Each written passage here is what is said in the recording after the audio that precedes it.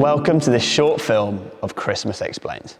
Our ambition through these few minutes together is to give you some useful explanation around the wonderful season of Christmas and why it's important within our Christian life. When does the season of Christmas begin and end? The season of Christmas begins on Christmas Eve with those masses of Christmas Eve, Christmas night and Christmas Day.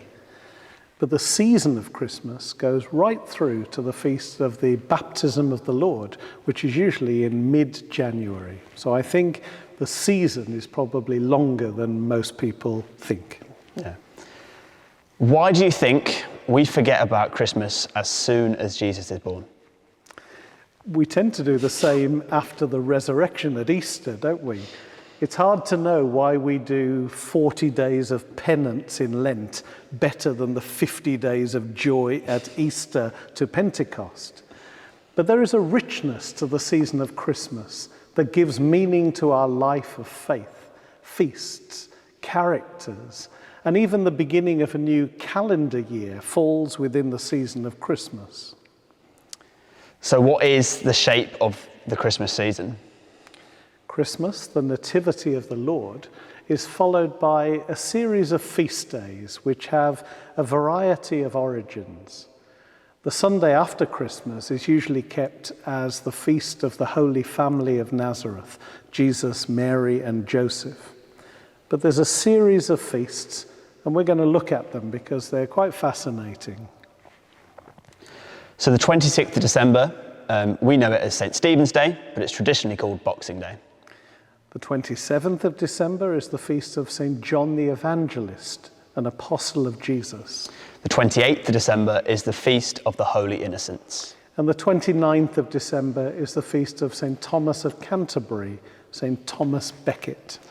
On the 1st of January, the Church celebrates the Solemnity of Mary, the Mother of God. And the 6th of January, within the Christmas season, is the Solemnity of the Epiphany of the Lord. The Feast of the Baptism of the Lord is usually the Sunday after the Epiphany of the Lord.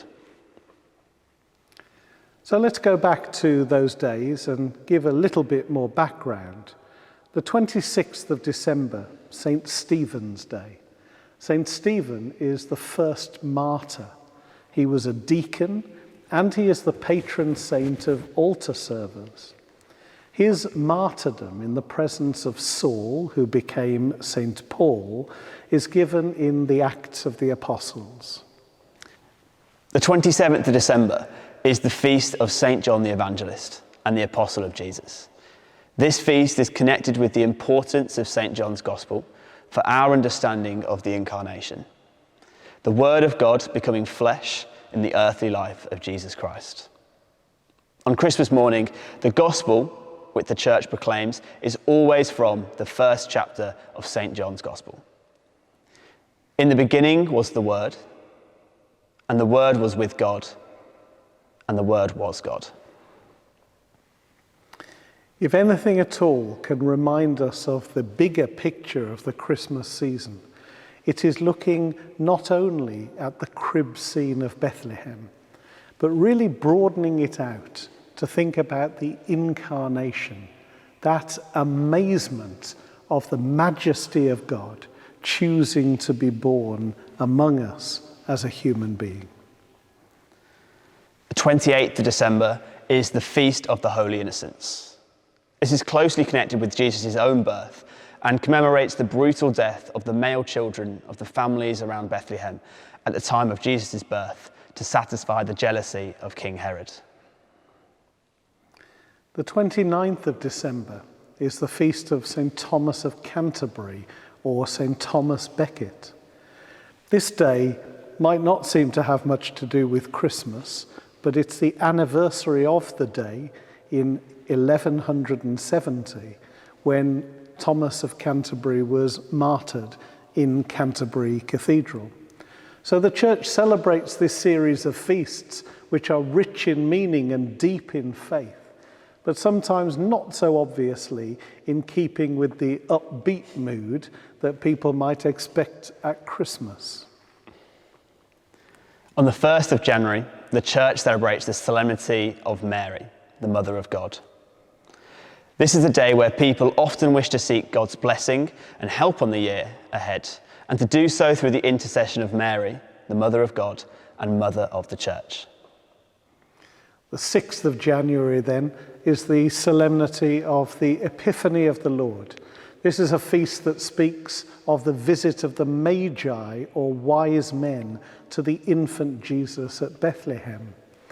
But there's also something about the Epiphany which reminds us we belong to a worldwide church. The 6th or even the 7th of January is kept by some of our Christian and Catholic brothers and sisters around the world as though Christmas Day itself.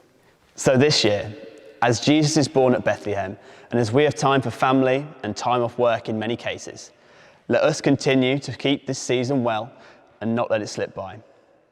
Christmas is not just a couple of days, but an important season of about 3 weeks. My soul glorifies the Lord, my spirit